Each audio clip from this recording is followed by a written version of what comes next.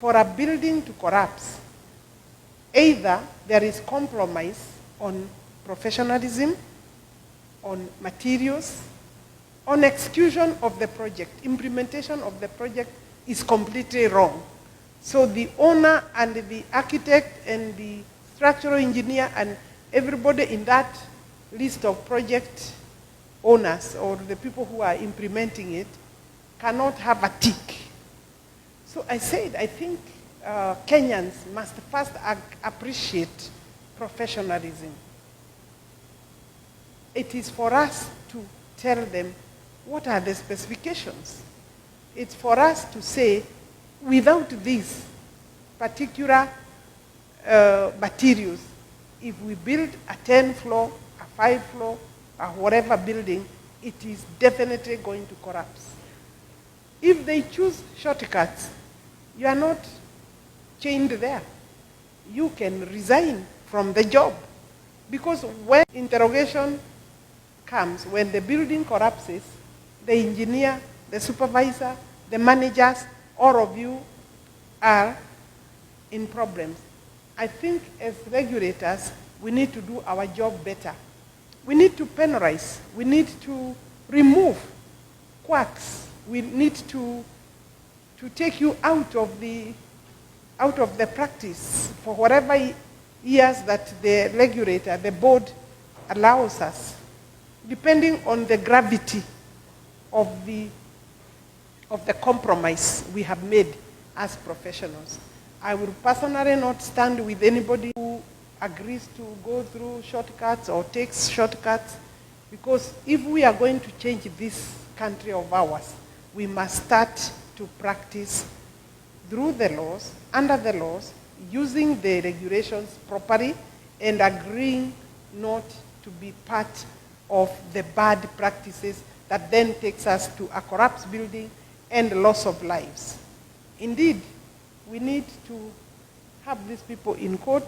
We need to jail some of them.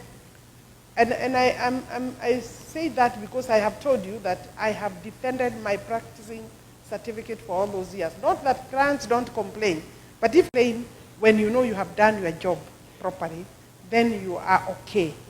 It is necessary that as industry stakeholders, you ensure quality training so that only authorized persons are offering the professional services that we need. These engineers, all types of engineers, these are high-end courses where the government invests heavily. If they are high-end, then it's for us to work very hard to be the people that put the society in check.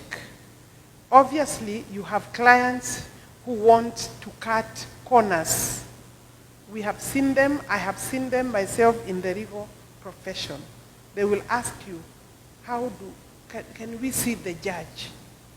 You get completely embarrassed when a client asks that, because the first thing that you now see is that you may not be relevant. Then, if you are the lawyer to assist your client to see the judge, then it means you're either not competent, because if you are competent to deliver the case, then obviously, why see the judge?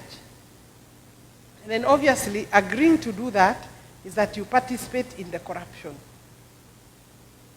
I think that the question I was faced with, which I really didn't have an answer during the vetting, is, as the minister, what action have you taken? What have you done with the many buildings that are collapsing? I'm sure many of you followed the vetting process.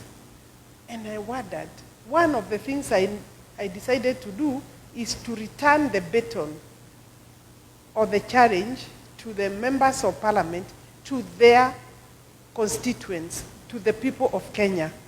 Because